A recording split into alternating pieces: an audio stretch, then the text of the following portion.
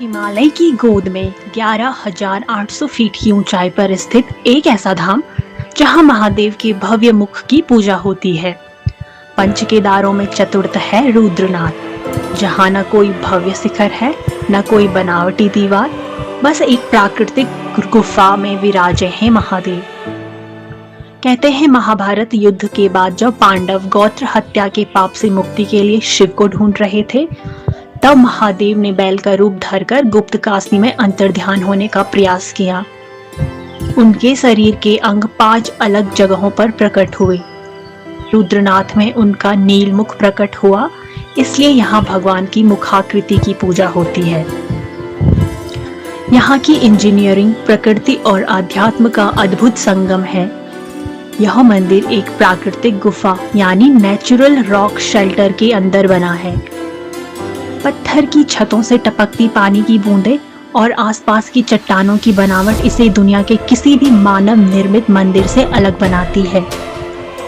यहाँ की मूर्तियाँ कत्यूरी शैली की झलक दिखाती हैं, जो 8वीं-9वीं शताब्दी की वास्तुकला का प्रमाण है। करीब 3600 मीटर की ऊंचाई पर स्थित यह मंदिर प्राकृतिक पत्थरों से बना है। इसकी वास्तुकला साधारण होते हुए भी अद्भुत है। बिना आधुनिक मशीनों के इतने ऊंचे और दुर्गम स्थान पर इसका निर्माण आज भी एक इंजीनियरिंग चमत्कार माना जाता है।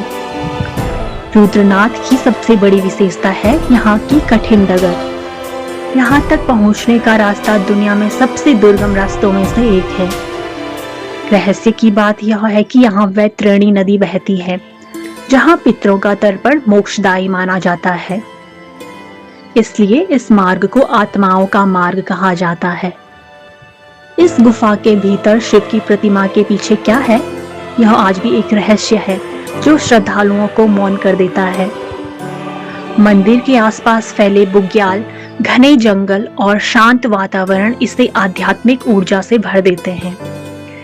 यहाँ का मौसम अचानक बदल जाता है, कभी घना कोहरा तो कभी तेज बारिश, मानो प्रकृति स्वयं इस स्थान की रक्षा कर रही हो।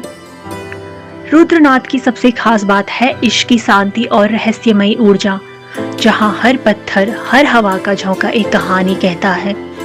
यह सिर्फ एक मंदिर नहीं, बल्कि आस्था, प्रकृति और रहस्य का संगम है। आज भी यह मंदिर अपनी प्राचीन सादगी को संजोए हुए है। यहाँ की शांति और बुग्यालों की सुंदरता आत्मिक शांति देती है। यदि आप महादेव के वास्तविक और रौद्र रूप के दर्शन करना चाहते हैं, तो रुद्रनाथ की यात्रा आपको स्वयं से मिला देगी। हर हर